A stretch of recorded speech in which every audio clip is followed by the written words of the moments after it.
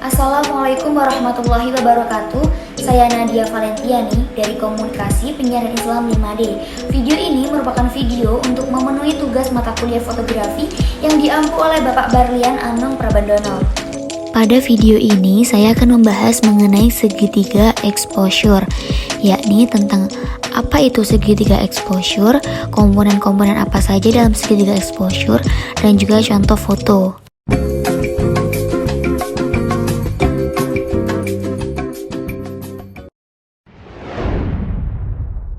Segitiga exposure atau the exposure triangle adalah istilah yang merujuk pada tiga elemen dasar exposure: aperture, shutter speed, dan ISO.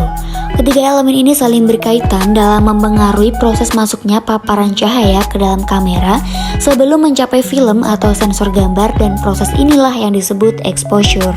Poin dari pengaturan segitiga exposure adalah menyeimbangkan intensitas cahaya yang masuk ke dalam kamera dengan tiga metode berbeda, yakni aperture adalah menangkap cahaya melalui lebar bukaan lensa, sedangkan shutter speed adalah kecepatan waktu aperture terbuka dalam menerima cahaya yang masuk, sementara ISO adalah sensitivitas sensor kamera ketika memproses paparan cahaya. Aperture atau diafragma. Aperture diukur dengan f-stop, dan perlu diingat semakin kecil angka f-stop menunjukkan semakin besar bukaan lensa, dan semakin kecil f-number akan berdampak pada area fokus semakin sempit atau disebut dengan depth of field, atau bahasa kerennya disebut foto bokeh seperti pada gambar berikut. Lalu ada shutter speed. Semakin lama shutter speed terbuka, maka semakin banyak intensitas cahaya masuk ke dalam film atau sensor sehingga akan menghasilkan foto yang lebih terang. Shutter speed diukur dengan satuan S atau second. Ketika mengambil foto air terjun dengan nilai shutter speed tinggi, misal 1/25 second pada aperture f/2.8, maka air terjun yang kita foto akan terlihat seolah beku, seperti pada gambar berikut ini. Lalu selanjutnya ada ISO.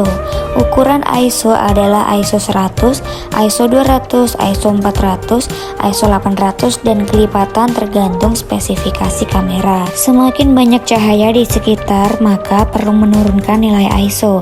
Sebaliknya, maka minim cahaya atau gelap, maka perlu menaikkan nilai ISO. Uniknya, menaikkan nilai ISO mempengaruhi kecepatan shutter speed lebih cepat tanpa merubah aperture. Disarankan agar sebisa mungkin menggunakan nilai ISO serendah mungkin agar kualitas foto tetap bagus.